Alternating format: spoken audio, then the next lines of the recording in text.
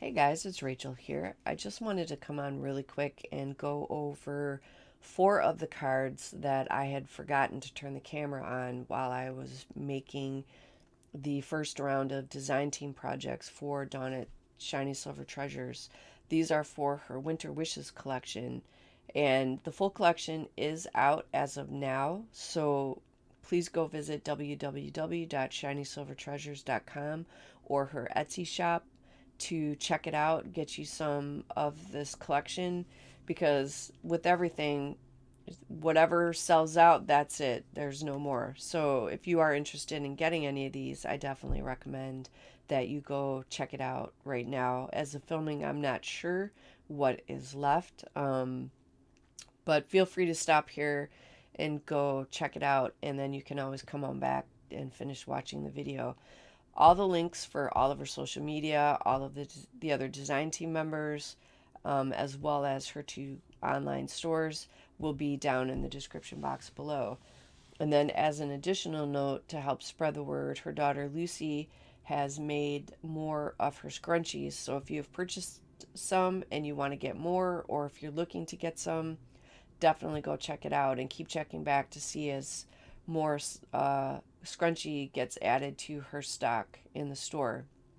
They are really well made. I have one that is a sunflower, and I will be getting some more for myself and for gifts for Christmas coming up. But I'm not saying for who, so there's no spoiler. So definitely go check it out. Lucy's scrunchies are really, really well made. So definitely get some of those as well. All right, so again, these were the four cards that I had forgotten to turn the camera on, of course. And I'm going to go over them really quickly, what I had done to make them, just to kind of get caught up with all the current projects that I've done for Dawn's collection. All right, so I'm going to start with the one on top. I made this poinsettia using the decoupage sheet that she has created. And Dawn, yes, the black border really helps. I am still improving my fussy cutting skills. So having a thick border like this is really, really helpful. So thank you, Dawn. That was absolutely perfect. And yes, you need to make more. I'm just saying. Yes, maybe more poinsettias, but whatever you make is going to be fantastic. So please make more decoupage sheets. So for this one, I put it together. The only mistake I had made that ended up giving it a mixed media vibe, which of course I'm not really sad about, was when I had gone into edge the paper with the black, so it filled in the edges of the paper to look more complete, like it was on black cardstock. I had made mistakes where it went onto the back side. So to try to fill that in to make sure that it didn't show, I used an alcohol marker, but I wasn't thinking about how much the alcohol marker absorbs into the paper because I'm not sure. I don't think this paper is Copic paper that the decoupage sheet was printed on. However, it absorbed it. So I don't mind that it looked darker, but you can see where I had to try to kind of correct it. So I still personally love this card, but it was definitely a lesson learned in working with the alcohol markers because clearly I haven't worked with them long enough. I would have known that to not use it had I've had more use with them, if that makes sense. But that's okay. But like I said, I like the mixed media vibe, so I still love this card. But just a note, this is not Copic paper. And then I put the poinsettia on a piece of the gold textured paper that was included in the card making kit. Um, and I like the way that it broke that up. So it almost looks like the top of a present um, when I put it together, and I really, really like that effect. So I'd used a strip of leftover striped paper, edged it with the glitter left from Lizzie peel-offs, and then to finish off the poinsettia once I had it assembled, I happened to have some of these color pops on my desk, so I went ahead and used that to fill in the middle. I didn't want it to be too blingy, but I like that little bit of texture that it added to bring out the middle of the flower. So that's how I made this one. It's not really a lot of supplies, but it looks it looks like it, and that's what I really like. You know, you can get a lot of bang for simple and minimal supplies. For this one, I layered a piece of the background. This is part of her designer paper collection. Sorry, I'm a little foggy here. I'm sure you can tell in the voice. I've picked up another cootie bug, not COVID, but I'm working through it. So, in any case, this made me think of a Christmas tree like you would see from A Nightmare Before Christmas. So I went with that, and I see it every time I look at the paper.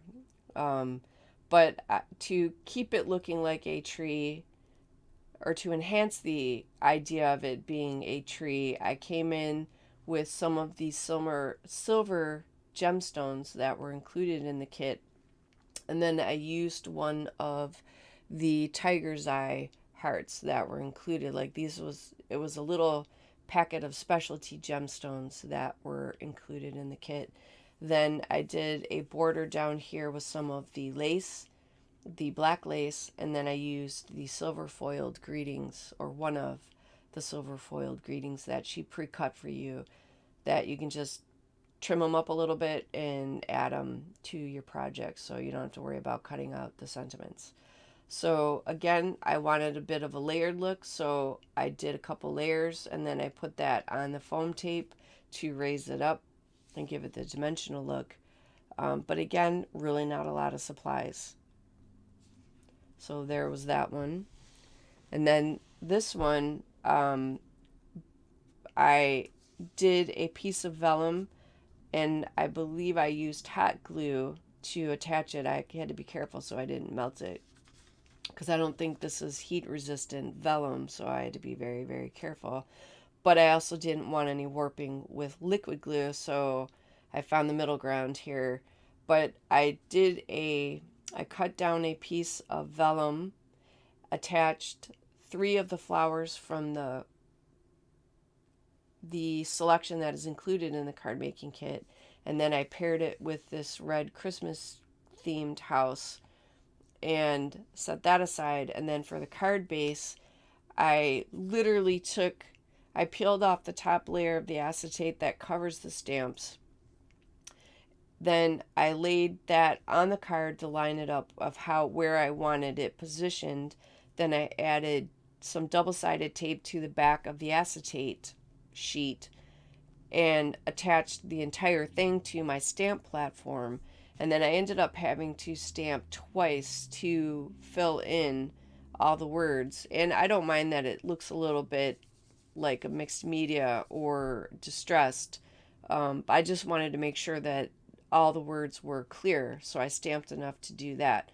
So I also went around and edged it to give it like a faux border with the same green ink that I used. It was a Memento green ink. I can't remember the name of it, but it's that darker. It's a darker green. But since I didn't want the stamp to overshadow the focal point, that's where the vellum comes in, where you can have this as the background, but it's muted, so to speak, so that way it doesn't override the focal point that you have on your card. So that's how I made this one. I have a lot of fun doing that, where I just leave all the stamps on the acetate, because there's no way I was going to be able to rearrange it exactly as it was on the acetate on the stamping platform, so it was easier just to leave it all together, use a double-sided tape, and then I can stamp it as one piece.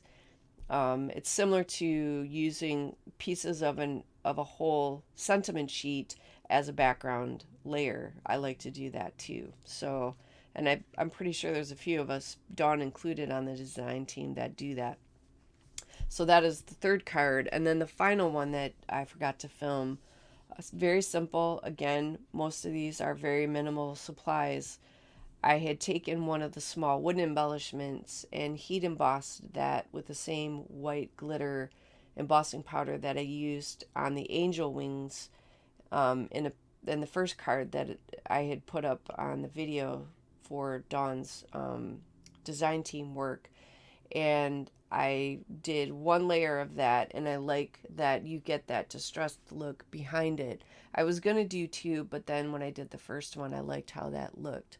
So it looks a little rough, and I like that. It gives you that vintagey vibe.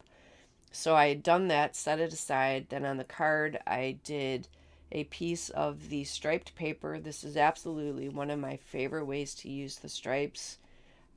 I can't even remember if I've done stripes where they go sideways. I just love the look of the stripes going vertical.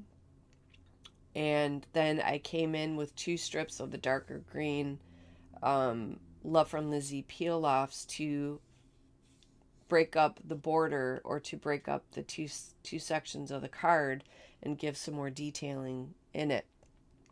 And then for the stamp, I just came in with some standard black ink and just used that one stamp as the focal point for the card. So this is like an embellishment, but it doesn't override the Dear Santa as the focal.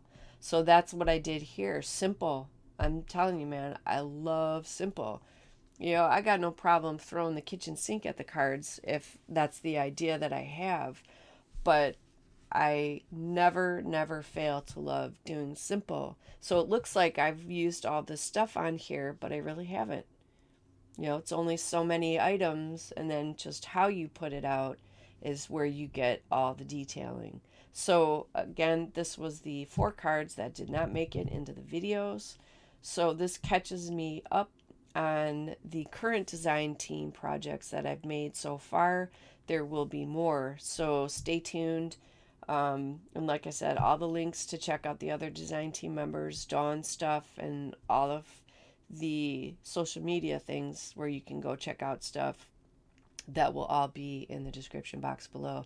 So thank you guys so much. Thank you for putting up with my raspy voice. Take care, stay safe, and I will definitely be seeing you in the next video.